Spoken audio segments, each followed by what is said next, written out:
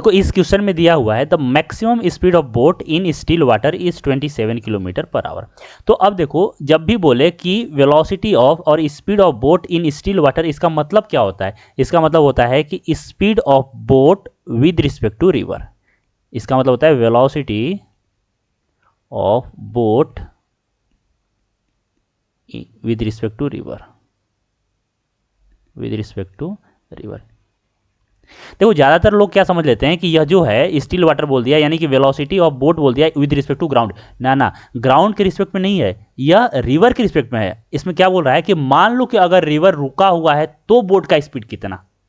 इसका मतलब यही होता है ना कि मान लो अगर रिवर रुका हुआ है तो बोट का स्पीड कितना। मान लेते हैं यहाँ पे एक रिवर है ऐसा कुछ, ठीक है, यहाँ पे रिवर इधर फ्लो कर रहा है। अगले लाइन में दिया हुआ है कि रिवर जो फ्लो कर रहा है वह 9 किलोमीटर पर आवर से फ्लो कर रहा है, यानी यहाँ पे वेलोसिटी ऑफ रिवर भी दिया हुआ है। अब इसमें एक बोट है,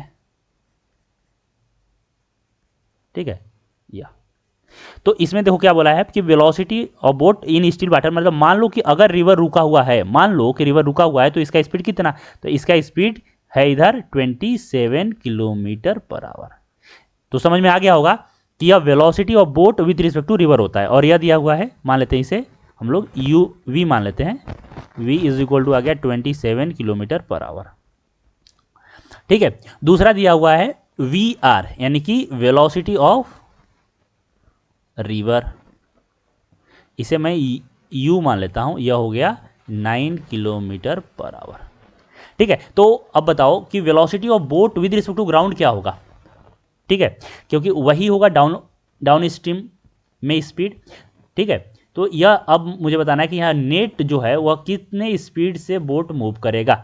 तो यहाँ पे हम लोग लिखेंगे velocity of boat with respect to ground.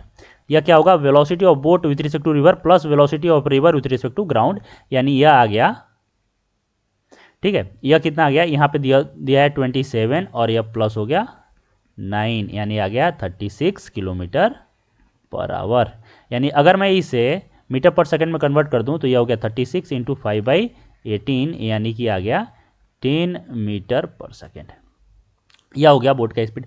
अब बोला जा रहा है कि इसमें एक ऑब्जर्वर खड़ा है, मान लेते हैं वह ऑब्जर्वर कुछ इस प्रकार से है। चलो मैं फिर से डायग्राम ड्रॉ कर ले रहा हूं कि यह मेरा बोट है, ऐसे यह बोट है, यहाँ पे एक ऑब्जर्वर है और यह ऊपर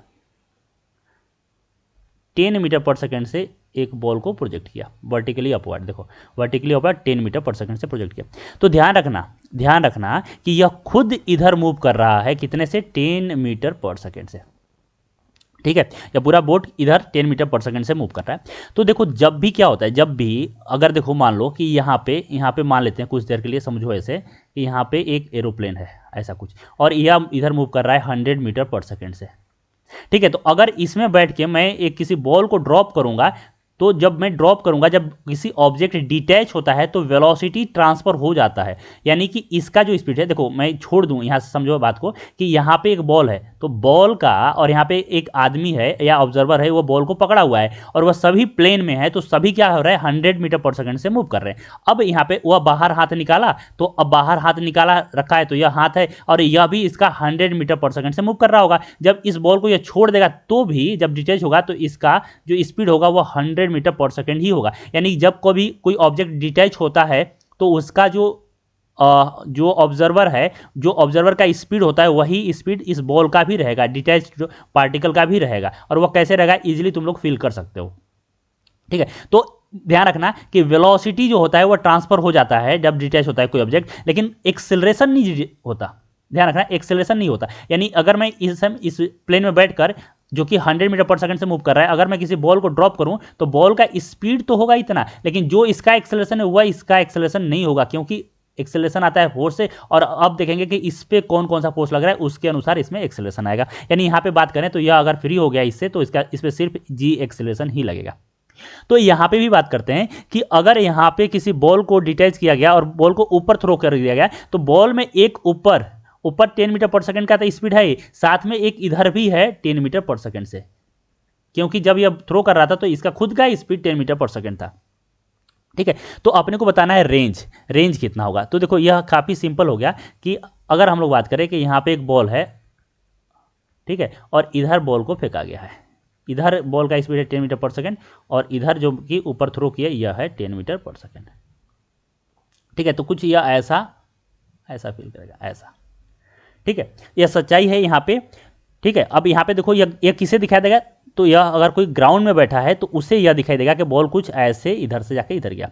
लेकिन समझो बात को कि इस आदमी को कैसा दिखाई देगा, अगर इस आदमी पे हम लोग बात करें तो इस आदमी को सिर्फ ऐसा दिखाई देगा कि बॉल ऊपर गया और नीचे आ गया। क्यों? क्योंकि जब बॉल यहाँ पे पहुंचेगा तो बॉल का देखो इधर का स्पीड तो 10 मीटर पर सेकेंड ही है और इधर हॉरिजॉन्टल कंपोनेंट कभी भी चेंज नहीं होता। देखो चेंज क्यों नहीं होता, क्योंकि इधर कोई फोर्स नहीं लग रहा है। जब इधर कोई फोर्स नहीं होगा तो इधर कोई एक्सेलरेशन नहीं होगा। जब कोई इधर एक्सेलरेशन नहीं है तो वेलोसिटी को चेंज करने वाला कौन है? कोई नहीं, क्योंकि एक्सेलरेशन ही है जो वेलोसिटी को चेंज करता है। तो यहाँ पे भी 10 मीटर पर सेकेंड होगा, यहाँ पे भी 10 मीटर पर सेकेंड होगा और यहाँ पे भी 10 मीटर पर सेकेंड ही होगा और यहाँ पे भी इधर 10 मीटर पर सेकेंड ही होगा। तो जब बॉल यहाँ पहुँचेगा तब यहाँ पे जो आदमी है वह यहाँ पे पहुँच जाएगा, तो इससे लगेगा कि ऊपर जा रहा है। जब बॉल यहाँ पहुँचेगा तो आदमी यहाँ पहुँचेगा, क्योंकि आदमी का भी स्पीड 10 मीटर पर सेकेंड ही है। उसी प्रकार से जब बॉल यहाँ पहुँचेगा तो आदमी यहाँ पहुँचेगा और जब बॉल यहाँ पहुँचेगा तो यह आदमी कैच कर लेगा। यानी आदमी को क्या लग रहा है, जो आदमी इस बोट में बैठा हुआ है, जो ऑब्जर्वर इस बोट में बैठा हुआ है, उसे लग रहा है कि बॉल ऊपर गया और सीधा मेरे पास आ गया। यानी अगर मैं बोलूं कि इसमें जो ऑब्जर्वर बैठा हुआ है इसमें बोट में,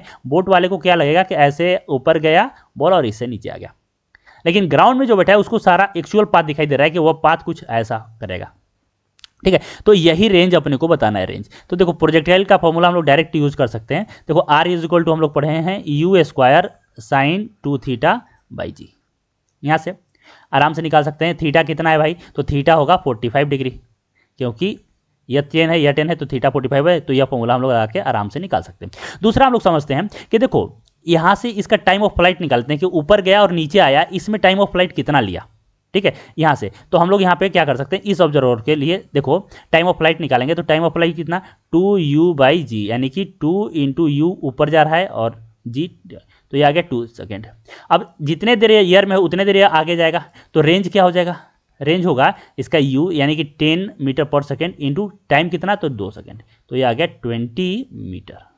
ये देखो इस फॉर्मूला से भी निकाल सकते हैं या कॉन्सेप्ट लगा के भी निकाल सकते हैं कि यहाँ से जब थ्रो करेंगे तो कितना देर एयर में रहेगा, जितना देर एयर में रहेगा उतना वो आगे जाएगा। तो अब मैं यहाँ टाइम ऑफ फ्लाइट निकाला तो आ गया 2 सेकेंड, यानी 2 सेकेंड तक ये आगे ट्रेवल करेगा। तो जब यह इसी बोर्ड पर गिरेगा तो वह कितना हॉरिजॉन्टल डिस्टेंस ट्रेवल करेगा, तो वह निकाल सकते हैं कि इधर का स्पीड है 10 मीटर पर सेकंड और टाइम लगा 2 सेकंड, तो यह आ गया 20 मीटर।